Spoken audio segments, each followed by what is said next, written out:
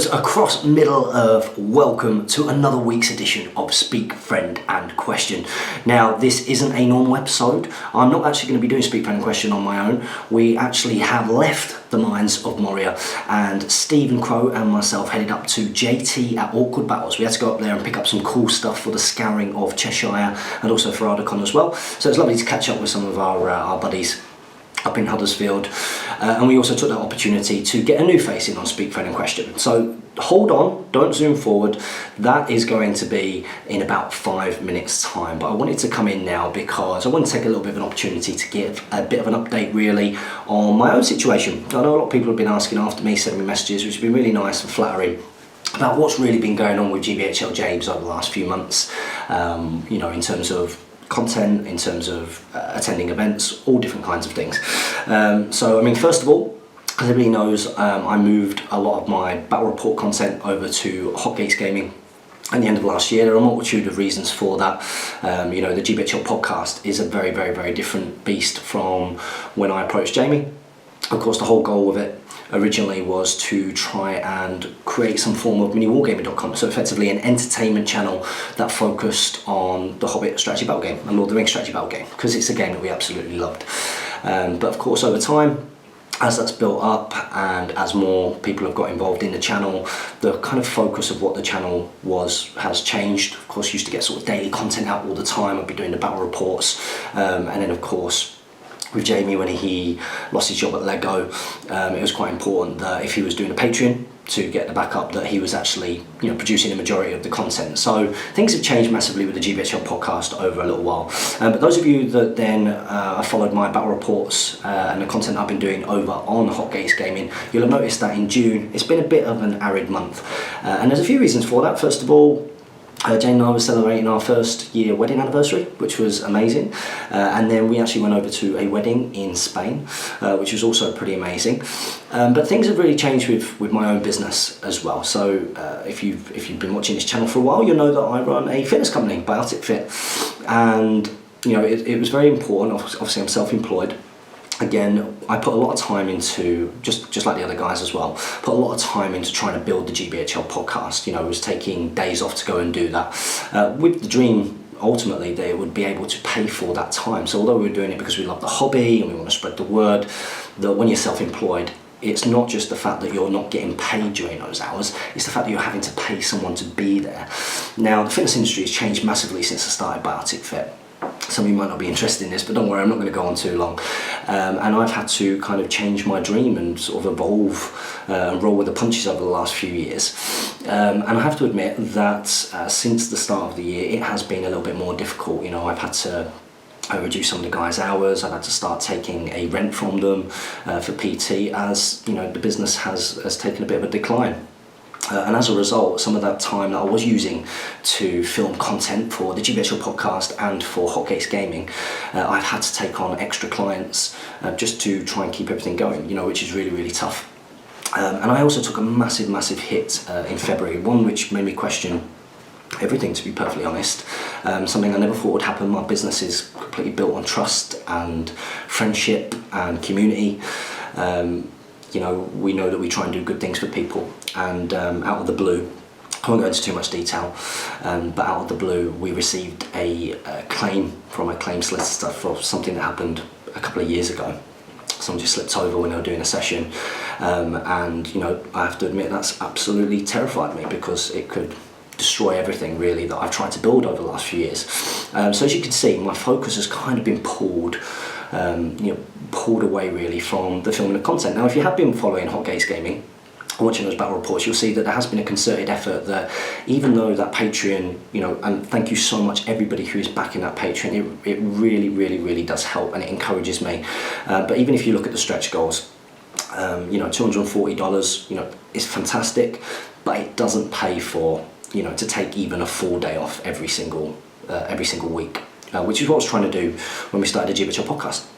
And of course, I still want to produce content for the GBHL podcast. I love what we've built, you know, but you know, the animal has changed, and you know, I think one of the best things about being involved in this, and I hope people would agree, you know, that we've been a force for good over the last few years. and that a lot of things are kind of built up, not just because of the channel, but because of other TOs out there and other people who've been motivated, inspired, and have felt engaged by the game by watching this channel, which is brilliant, and that's made people motivated to get back in and build up their own community. So well done to everybody out there. And I think one of the best things that has come from that is that I've made an absolute huge number of friends through doing this. If somebody was to ask me what's the best thing about getting involved in a war game, I would say it's because of the friends that I have made. But not just the great friends that I've made. I think as this community has matured, I think it's natural with any kind of, sort of group of people.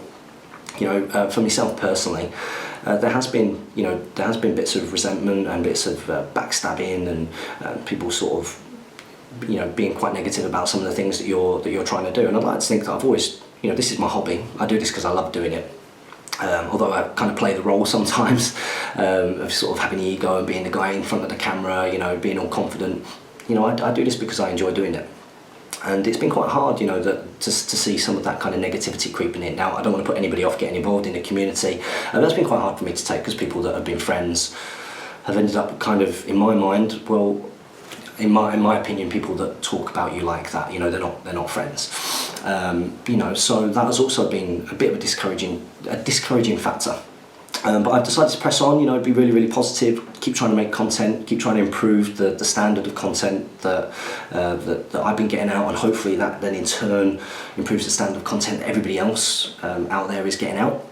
And I've tried big things, Redesolation of Stockport, the biggest independent event ever. That's not me gloating, I'm really chuffed that happened. I'm very lucky that people have received this platform so well and decided to go after that. But then of course Ardacon has exploded, and that was thanks everybody who's come in and getting involved in that.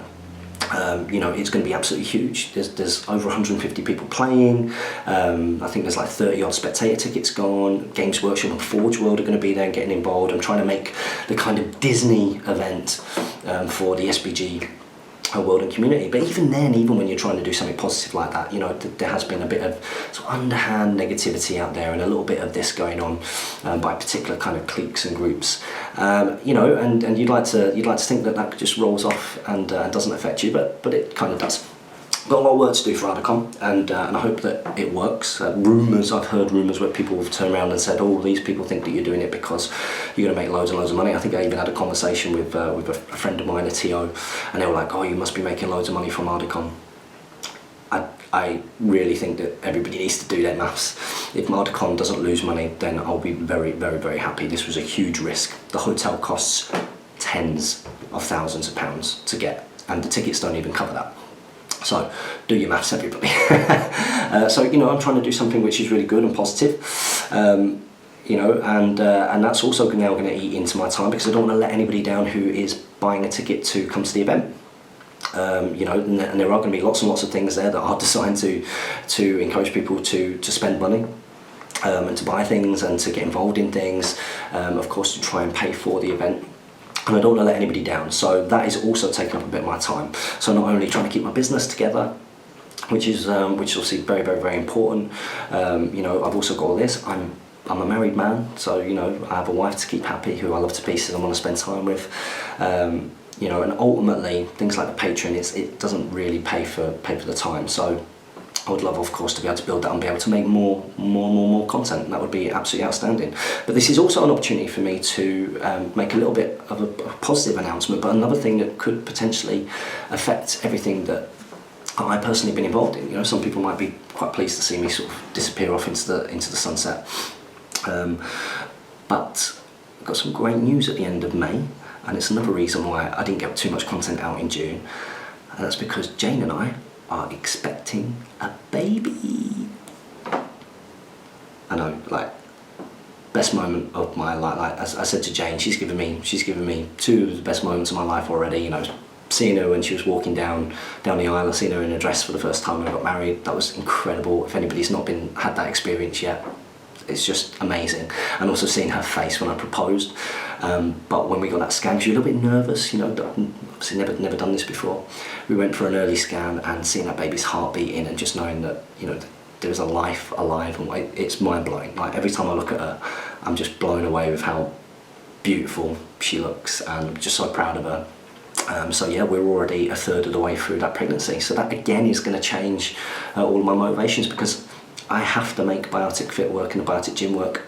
And if I'm going to keep making content, I mean, I've spent money on things like the green screens and the lights and improving cameras and getting better things. Loads of money, of course, on trying to run these great events like Redos and Ardacon. But ultimately, you know, going forwards, I'm going to have not just a wife to provide for, but a baby as well. So yeah, I'm hoping that I can continue doing all of this. I love it, and I love a lot of you guys out there, and I appreciate everybody who's given me support. Not so much the people who haven't, but you know, you can't please everybody all of the time, can you? So yeah, I just wanted to give you a little bit of an update video. It was a bit of a shorter Speak Friend and Question, but one, to announce my amazing news, which I could not be more pleased about, but also to give everybody a little bit of an idea about you know, my own situation. The situation of the involvement in the GBHL podcast, which, you know, I love to pieces and I want to continue to be involved in, but it has changed. You know, I remember I would always try and get a video out every single day, even if it was just a little update video. Now I know that we've improved the quality a lot over the years, but the focus of the channel is very, very different now, which is why Hot Gates Gaming had to happen. Because ultimately you've got to try and find a way of paying for your time, and you know, I don't see what's wrong with that, and if people don't want to support it, they don't have to. So yeah, just a bit of an update from GBHL James before we go into this special edition of Speak Friend and Question at Awkward Battles with myself, JT and Steve. Thanks everybody.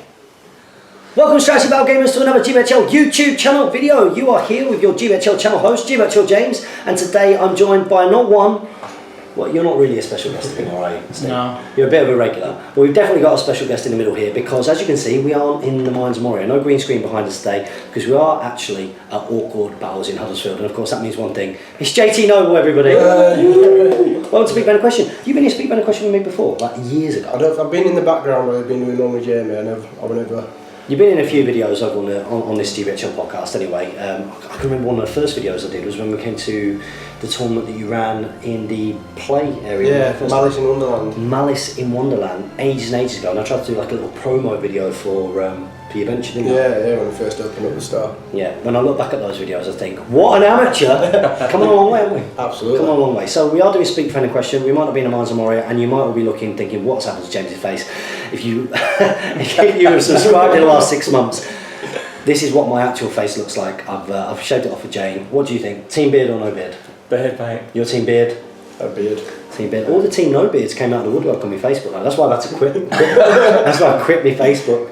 Getting bullied. So as is the way with Speak Friend and Question, we don't actually have many comments. I'm going to put that down to the fact that, of course, Speak Friend and Question hasn't been regular really over the last few weeks, but we hope to change that. Hopefully me and Jamie have a conversation soon. So we've got 19 to get through, and as we normally do, our special guest, JT, you're going to read the first one. Happy with that? Yep. It's a long one, mate. Here we go.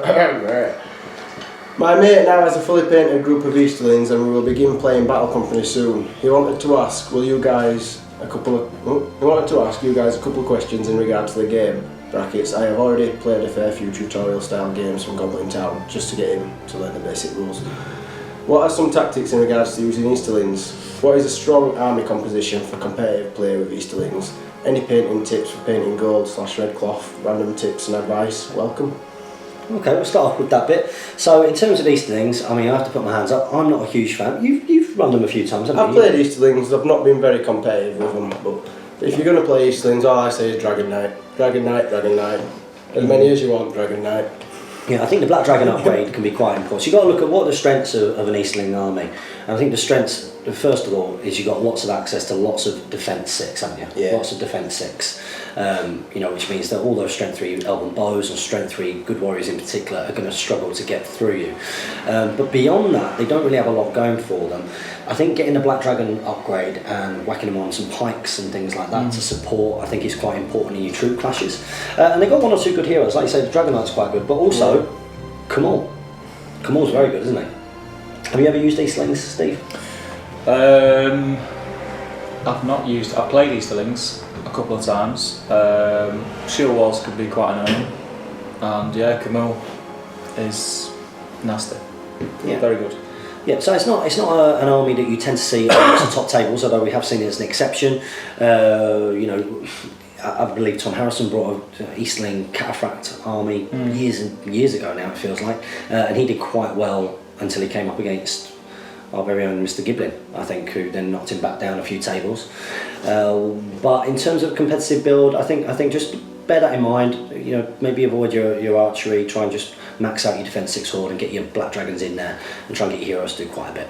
So that might not be a huge amount of help, but I'm not a huge Easterlings player here. Now you do have some other parts here as well about painting them. What did you paint yours red and gold, or? Yeah, I went for the standard red. I think I had scab red. I'd put with shining gold at the time. It might now be Auric gold or something. Yeah. Washer Devlin mud, which is now Ibrax. See, it's quite a long time since I did the Easterlings. I just whacked out a big batch just to have an army quickly put together. Debate the guide that GW done for the Age of Sigmar, the box set. Yeah. I think it's Retribution armor or something like that. Yeah. That's a really nice gold, and if you wash that in a flesh wash, and they actually have a highlight. I can't remember the name of the highlight for the Retribution armor. Yeah. But it's bang on. I've used that now. But I was painting my Easterlings. It's really good. Yeah, I've never been really one for painting gold, so that's a good tip. I know that Kevmar Spectre of Shadow and Flame, obviously a channel sponsor, I know that when he paints gold, I know that he actually highlights up to a silver, so I believe it was the sort of tin bit. I think Runefang Steel is the final highlight that he uses to really get the gold pop. On the very, very edges, very fine highlight. I paint most of my reds the same, to be honest. I use corn red and I sort of highlight up to Mephiston, and then I start using oranges to get that final the final highlight. And so hopefully that gives you a bit of help. But you had a little bit more to your question there as well, something about Kanye West, I think. I'll just get it back on. I think that was from his friend. He's called himself Kanye West. Oh, so this is his. And he's building an army list. Yeah, so building an Umbar base list. I want to get your guys' ideas. So what does it say? We've got 12 Reavers and a bosun. We've got 12 Corsairs and a captain. Another 12 Reavers with a Knight of Umbar. Then 6 Black Numenorians, 6 Corsairs and Dalamir. And he's put, please give me tips as this is just a general idea. Anything to add, remove or just completely scrap is fine with me. Finally, when to use the Castellans of Umbar upgrade for Black Numenorians, because I'm not sure if it's worth sacrificing a Reaver for Fight 5 Black Numenorian. Okay, well, it looks like quite a reasonably strong list. How many points is that? It looks like it might be, what? It's quite 700-ish? Does he say? Probably 60. It's always a good idea when you give us an army list on Speak for Any Question, whack up what points value. Also, you know, if you're going to play in a tournament and you want to slice like that, it's got to be 750 points. He's not put what weapons the Corsairs would have either, so we don't know if you've got any really. Well, yeah, you know, let us know what the war gear is as well, and then we'll give you a better breakdown of that list. But in terms of just a general look, I mean, the bosun usually isn't brought unless you're taking like a fluffy kind of Corsair list. Yes, you got the banner, and that sounds great, especially when you've got 2 attack heroes. But I mean, it's only 3 inches, and he himself doesn't actually bring too much to the table. Although the Corsair captain's pretty good, isn't he? Corsair captain's worth maybe taking another one of those. Knight of Umbar is obviously great, and Black Numenorians, upgrading them to the Castellans of Umbar. Well, Fight 5, you know, you're matching elves, you're beating most elite troops across the board, and what you're doing by chucking them in the force is you're actually getting a bit of defense 6, so it means that, you know, you're a little bit more durable, especially against things like bowfire, which is probably the weakness of a Corsair army. So hopefully that gives you a little bit of help there with your list. Anything to add to that, guys? No, pretty much covered. I think by the looks of it, he's going for like a fluffy Umbar list, so I think the bosun and Dalamir being in there is for fluff reasons, because, and Dalamir looks pretty good. Yeah, he's alright. His profile's nice. He's like Hasharin, isn't he? So next question, thank you for that one, buddy. Do you want it? You can have it, you've got a phone. It's from Leon K. He says, hi, I do really like your videos, and I am watching them since a long time now. Now I've finally got a YouTube account. Ooh. So my first questions are, 1, is there a French Hobbit League on YouTube? And 2, I do really like the miniature of Bard with the Windlance, however the rules for the Windlance are very bad. Which house rule do you recommend, and how many points should it cost? Thanks in advance. Okay, well, first of all, if this is your first time commenting on the YouTube channel, what does he have to do? You got to ask every week. Now you're in the loop. You're in the loop. Got to ask a question every single week. That's how this grows. And people haven't been adhering to that, but probably because we've not been adhering to our own loop and getting this out on a Sunday. But we'll make sure that we change that going forward. Okay, so the first question Is there a French Hobbit League?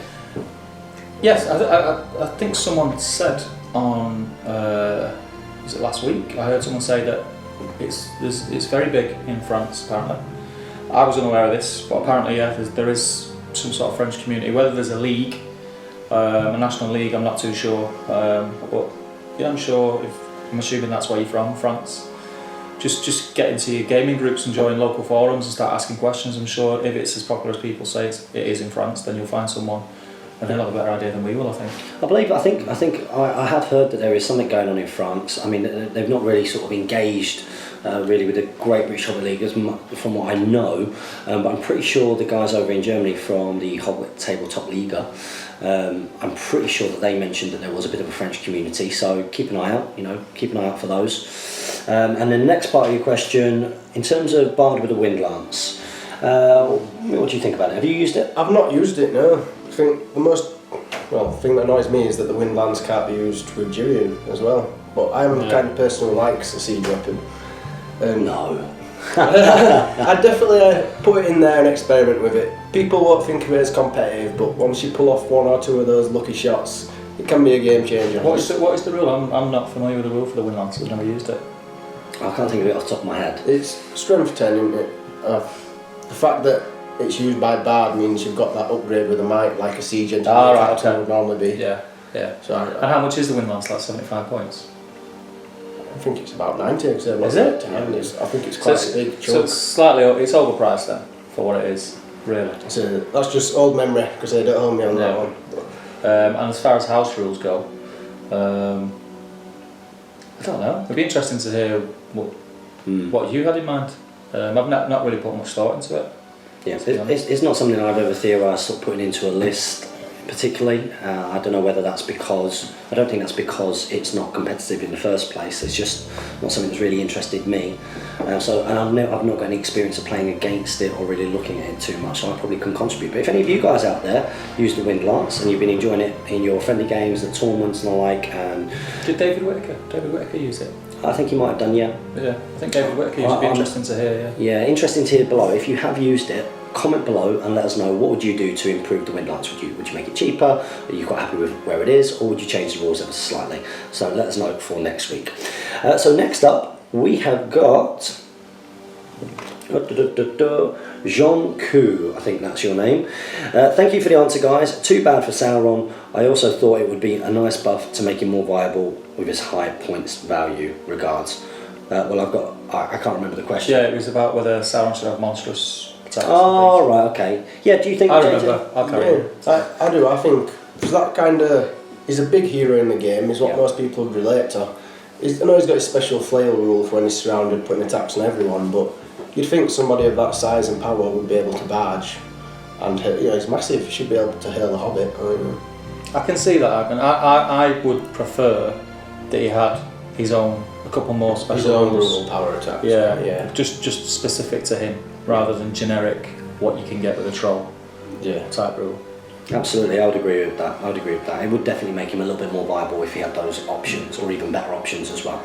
So I'm going to read the next one because that's quite a short one. We're going upwards on this, aren't we? Yeah. Ian the Beast is put, I'm going to Nova. Good seeing you there, pal. And I'm trying to put together a list for the GT. I'm doing Arnor, but I would love a Jarl's opinion on the list and any ideas how to change it. Aragorn leading 12 Rangers, all with spears. Halbrand with a banner, leading 6 Warriors of Arnor and 4 with spear. And Galadhrim, Protector of Lothlorien, and Gambarigan leading 9 Warriors and 2 Rangers of the North. I would love your feedback. Thank you. That sounds a pretty well-rounded list on the whole. Yeah, quite a few ranged attacks. Yeah, and decent defence. Good heroes, bits of magic in there. There's not a huge number of troops, but it's not. I mean, you've effectively got nearly 30 troops. Yeah. Well, it's got Aragorn and you've got Aragorn in there, so that's points. Absolutely. I mean, some people would say that maybe Halbrand's banner is a bit expensive, quite extravagant to take in there, but I can see how it would work with an army like that. How about yourself? What do you think? I was just trying to work out the numbers then when we were putting 12 Rangers with the first guy and 6 with another. So he's got 12, then he's got 10, and then he's got 9 basically, and then 2 Rangers to the North on top of that, which of course independent heroes, not troops. So he's quite small on the number side. He's getting a lot of shots because of he's put how many Rangers North? 2. He's got 2 Rangers North in there. So all his Rangers can fire then. Yeah. That's what I'm thinking. Does it meet the composition? Yeah, I think it one does. 4 per 1 or such. Yeah, because that's 8, and he's got 4 left. Yeah, because he's got 6 Warriors of Arnor, that helps out. Yeah. No worries. So yeah, so I think that's good for us. Yeah, lots of might as well. I don't think it'll win a tournament, but No. I think it's good for us. It'll I be think very there'll be things he'll come up against that he's just unstuck. Yeah, Yeah. absolutely. But thank you very much for the comment, Ian. I look forward to meeting you at the Nova Open. So next up, we're going to give this over to JT. And we've got Tim Hines at the bottom. Alright, so Tim. Hello, my question this week is, do you consider an all Galadhrim infantry with different heroes depending on points competitive, and if not, why? So what's that? All Galadhrim infantry with different heroes. Yeah, I mean Galadhrim are pretty competitive. Yeah. Galadhrim are pretty competitive because they've got good mid-level sort of heroes which allow you to take more troops. And they're basically armoured wood elves, you know. So Yeah, nice fight value. good fight value, good option to some elites for the support and the like, you know, with the Defense 6 base? 5. 5 base, 6 5. with a shield. No, it's Galadhrim 4 and they go to 4, 4. yeah. Oh, is it 4? Four right, to okay. 5. Yeah, I think they're one of the best all-rounders because they've got everything available to them. The magic, the fight 6 warriors. They can travel the furthest. Well, I know with Sons of Aeol, but the mounted ones on the heroic march going 17 inches. Yeah. I know you mentioned not having the knights, but I think the foot ones with Stormcaller, very useful. Yeah, Stormcallers are pretty good, aren't they? I've only played against them once, Galadhrim, and it was a struggle. Yeah. Just winning the fights against them to start with. They're a pretty competitive army. You can get a lot in there because the heroes aren't mega expensive. You know, you've got some decent heroes in there. Brumil is very good. Yeah. Pain to play against, and Galadriel can do her thing as well to give you that bit of magic protection and protection from other bowfire. So they're good at shooting, got good fight value. Their armour's not the best, but it's not the worst. You know, if you can get them up to that 5, that's going to help you against all the strength 4 out there. Strength 3 is going to get you regardless. But yeah, it's a pretty good force, so go with it and let us know how you go. So after that, we're going to miss Andreas's. Oh, he's put and forgot. Hashtag GBHL Harry, hashtag GBHL Steve. Hashtag I agree. We're getting promoted. Apparently so. So next up, we've got Callum D. So look. Callum D says, thanks again guys, always thought it was great how much time you spend on each person's question. It's much appreciated. This week's question, I recently started building my first army, Minas Tirith, and wondered what units you think are worth adding to my ranks. Well, we've got cool Steve here now. Steve used to take fluffy Gondor lists. Yeah, I used to. And then he changed. We're all sad that person has left us. But maybe he's the right person to give you an answer.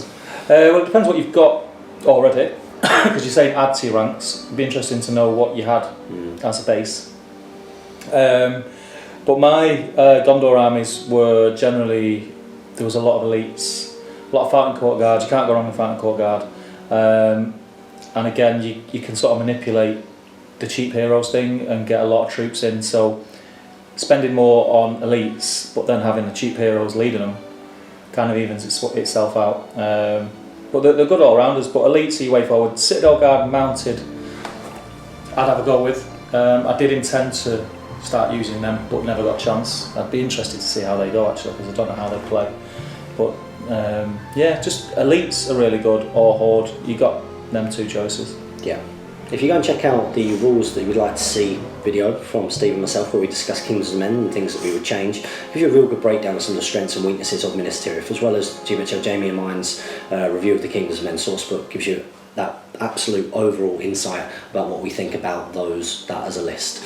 And Gondor definitely has a good amount of flexibility in there, which way you want to go, whether you want to go for really cheap heroes and hoard it out, or you want to get a big expensive hero in there, a good mixture of elites, and then the kind of box standard troop and access to defense 6. How about yourself? You played Minas Tirith much? I've got a Minas Tirith, and well, to touch on these guys, the one thing I would put in there is just a couple Knights of Minas Tirith, your defense 6 and a lance, because one of them, a lucky charge can get off, you can kill a hero in one turn, so even if you've just got 4 in there for the knockdown even, couple mounted guys. Yeah, because that's the thing with the troops, with all the strength 3. Sometimes in that grindy battle, they're not actually doing enough of the killing, especially against all of those sort of defence 6+ armies that are out there. So if you can whack in a little bit of the cavalry and sort of rely on your bigger heroes if you can, or your Faramirs, or your Boromirs to actually go in there and do the punch while they kind of try and hold it out, then I think that's a good way to go with Minas Tirith. A couple of nights is a good suggestion.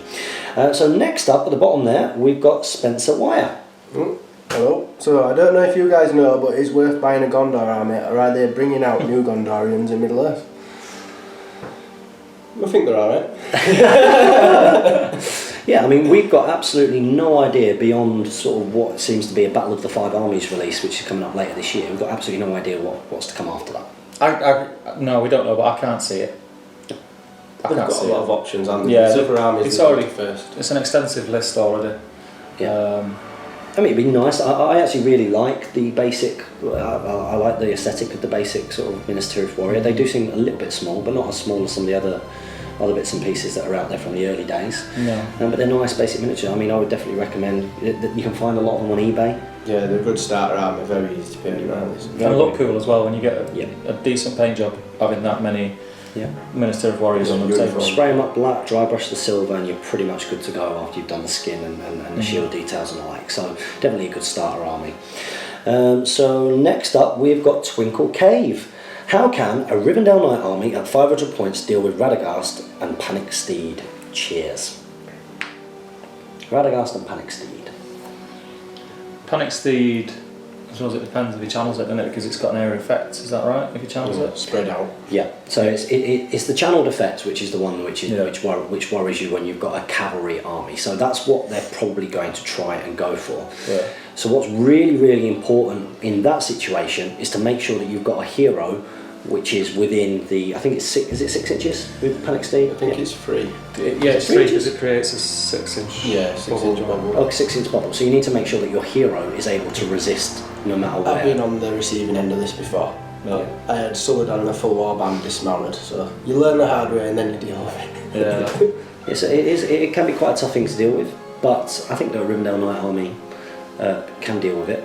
You know, I mean, the obvious thing to say, I suppose, if you didn't play the game often and you were just coming up with a theoretical answer, would be say, well, if you get Lindir in there and he sings his song and gives resistance to magic to everybody in there, then of course that's going to definitely help because everybody can resist at that point with a single dice.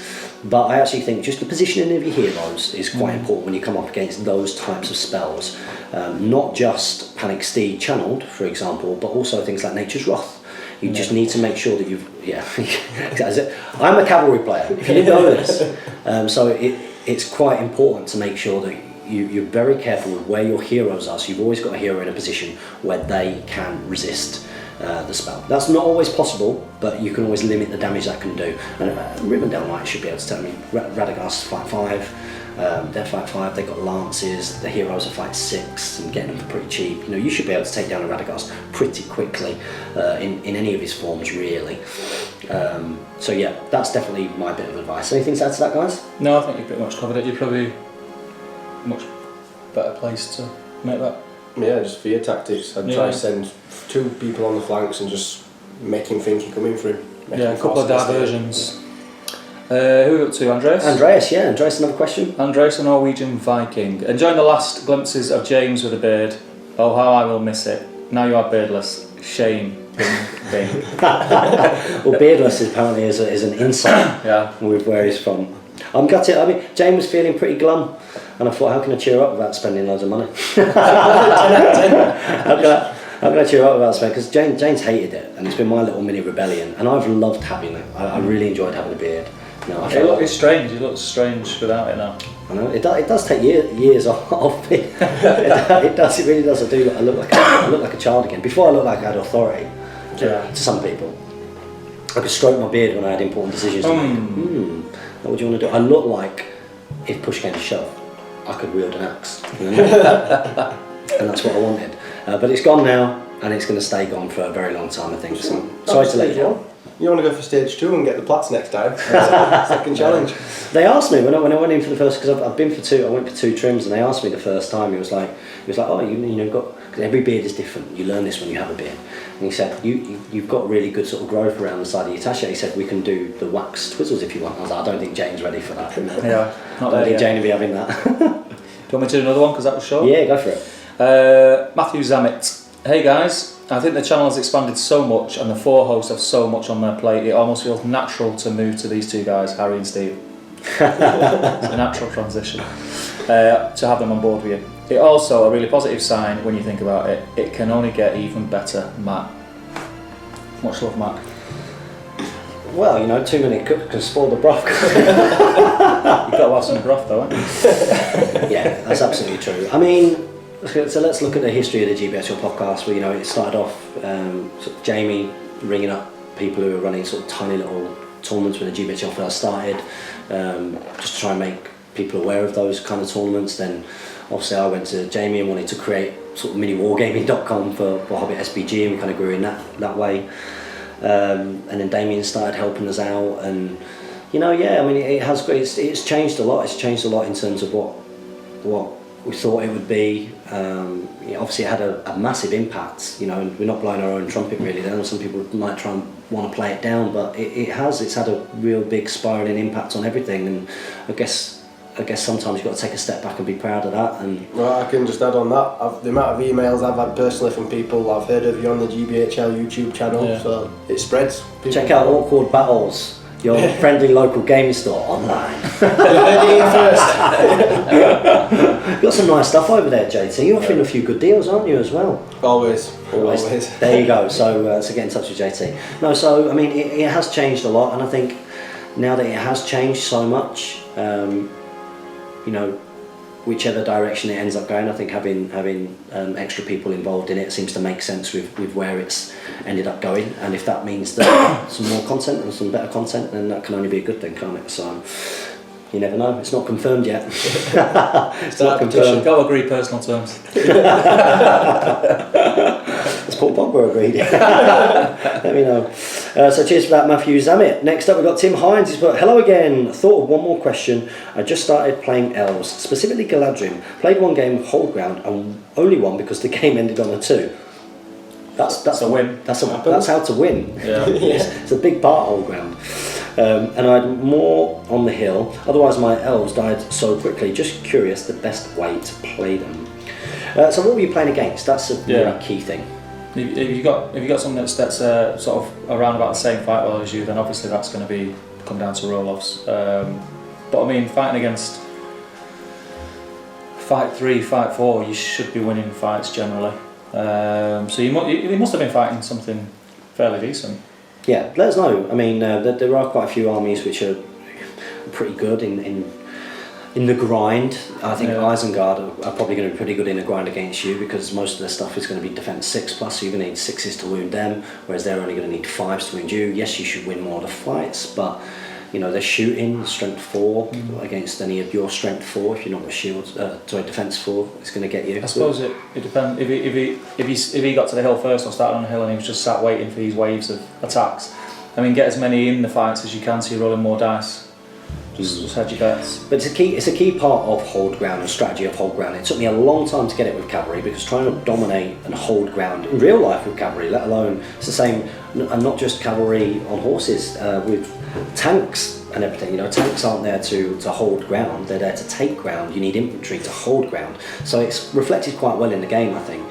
And I really struggled with that whole idea of, okay, so what do I do? I used to try and isolate and try and get the little bits of armies that came on different bits to sort of eliminate part of it. But then the issue with that was that my opponent would get to the centre first. Getting to the centre first, I think, and fighting over the centre is one of the most important things with Hold Ground.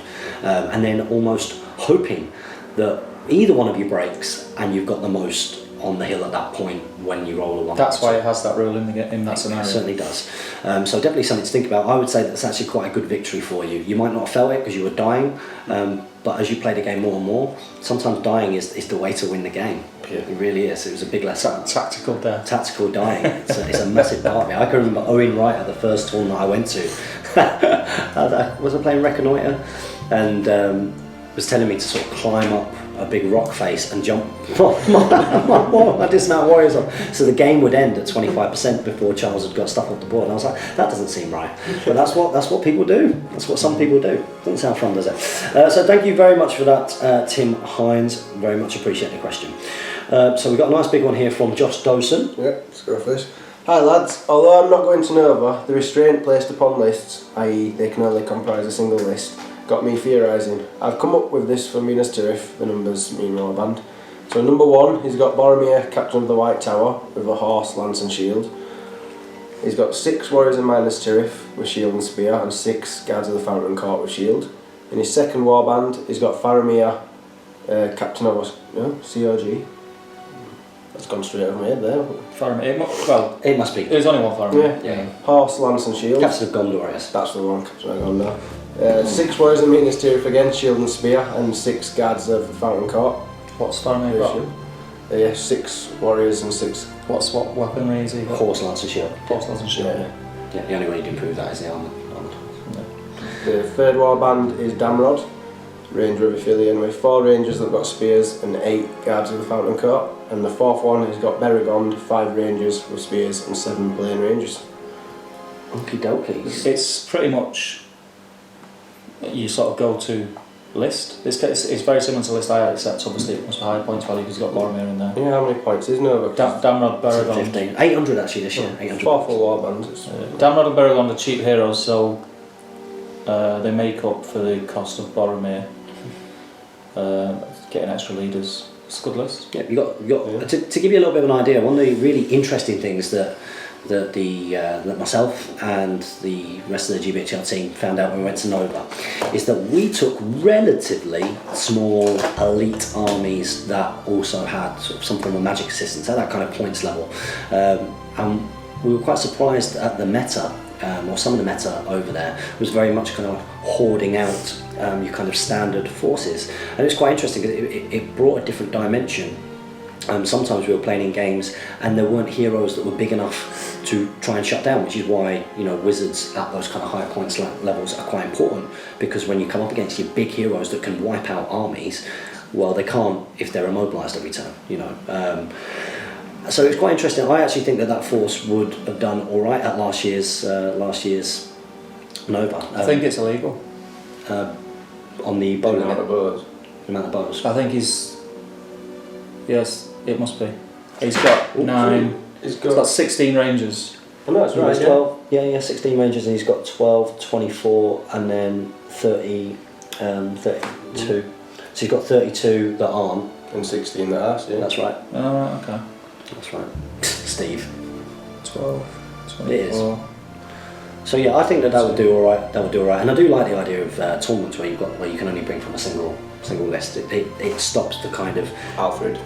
Yeah, well, yeah, just or Morio Goblin Shamans and dropped into Goblin Town, all those kind of things that don't really fit. I can't.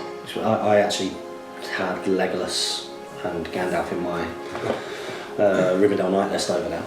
Not inconceivable, but still. So next question. Is it me? Yeah, it's you. Next question is from Warlord. What's Lance? Hello. And he says, I like Kings of War, but he's not designed for Middle-earth. War of the Ring is not broken, but rather players tended to bring too much magic and epic heroes, which bogs down the game. An easy fix is 1 epic hero for every 700 points of troops and 1 spellcaster for every 1,000 points of troops. So in a 1500 point game you'll be able to have the option for 1 epic hero and 1 spellcaster, or 1 epic hero who also casts spells. Yeah, that sounds good. I mean, Lance, it'd be great when we come over to, assuming that you'll be at Nova this year, you might not be, but it would be great to actually get involved in the demo, maybe film some of the demo that you did for, because that was brilliant. He did a massive War of the Ring demo and it looks impressive, and I must admit, there is an element of there are players out there who want to see the Battle of Helm's Deep, but they want to see units and units and units of Uruk-hai and not play it like a skirmish game. So that does exist. It didn't really sort of take off in the same way, and I've never played it, so I can't really have an opinion other than what people have told me, that it seemed to be an easier game to break. But I'd love to be shown the game. Kings of War, like you say, it didn't quite fit the way that Kings of War is. It didn't quite fit Middle Earth. Although what we did do, did kind of work. I think the one thing that you would need to iron out is the impact of how heroes impact the game. Yeah. Because heroes are a massive part of Middle-earth. Everybody wants to see your Aragorns and your Gandalfs, and you need to find ways of incorporating that into a Kings of War version. I thought it was a very simple game and easy. I think it's a game that you can play for 10 minutes and you know how to play the game and can do pretty quickly. So I do like it, but it'd be interesting to see whether it does work for Lord of the Rings in the long run. So next up, we have got King Bonsai. He's put, I'm looking forward to seeing and maybe beating you at Nova. I do hope I'll get the chance to play one of you blokes, Durin's son. And he put, actually, Balrog's fought Ungoliant, so Spider Queen and Balrog does not work. Oh, well, look forward to seeing you at Nova. Look forward to meeting you, buddy, and if we get to play, that would be absolutely amazing. That was one of the best things, I mean, it's one of the best things about travelling to any tournament. You know, any tournament. It was one of the big things when the GBHL first started. It was the opportunity to meet people that you met online, on YouTube, on forums, that you bought things off. You know, it was an opportunity to get together, actually meet those people and make good friends. And I think Nova, and just like Ardacon will do at the end of the year, you know, when you've got people coming from abroad as well, where you're meeting people from really far away and having that opportunity, you know, making those types of friends, it's a very unique experience. It's one of the best parts of the hobby, I think. Absolutely. Absolutely, absolutely. So a short Speak Friend and question this week. So guys, I need to see you all getting in the comment section below. This will come out on Sunday. It's going to come out first thing on Sunday morning. Absolutely. So what we're going to do now is we've got a gorgeous board over there. Gorgeous board from what? It's a Dead Marshes board for your... for the Sauron, yeah, for the Sauron in Cheshire. Cheshire. It's been donated by Luke's APS. So go and check YouTube that out. channel, yeah, go and check them out, and yeah, you'll see this board very soon. Very nice. See it very, very soon. We're actually going to film a battle report for Hotgates Gaming, so that's a great way of sort of supporting myself, trying to make more and more content. Check out the links in the video description below to do that. Guys, I think there's only one thing to do. Thank you so much for being in this today. Welcome. Nice little short and sweet one. Yeah. Don't forget to comment, like, share and subscribe. Support your hobby. Support your Hobbit host by checking the links in the video description below. And happy strategy battle gaming. No. Like us on Facebook. Follow us on Twitter. Support your Hobbit hobby. And happy strategy battle gaming. We got there in the end.